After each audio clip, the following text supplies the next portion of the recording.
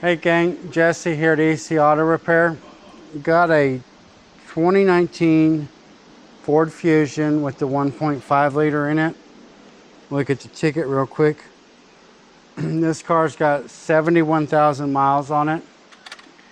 It came in for misfires. So once again, this one is a Max Care third-party warranty. So this car showed up about 2 weeks ago. We've been going back and forth with the warranty company trying to get them to pay for an engine on this car because it is a 1.5 liter.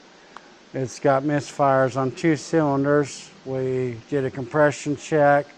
We also stuck a borescope down in there. We've added dye to the coolant system, and what we've been able to find is the cooling port has failed, and it's a common failure on these items, and basically the car needs a new engine.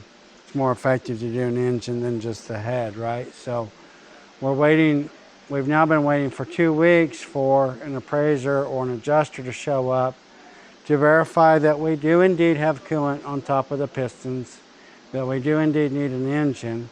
So all the meanwhile, this person's got a car that's 6 years old, not even 6 years old.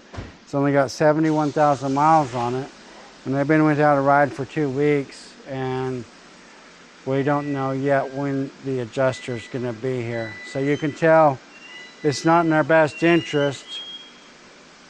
We have another vehicle over there that sounds like it might need brakes. So if your brakes are squealing like what you hear in the background, come see me. I'll help you out. That one has not had any repairs done yet. So anyhow, this car here, we're going to be looking at putting a replacement engine in it.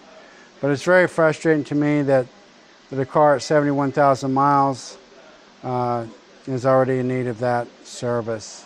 So I'll let you know what we find out. I'll let you know how it goes with the adjuster. See ya in the next video.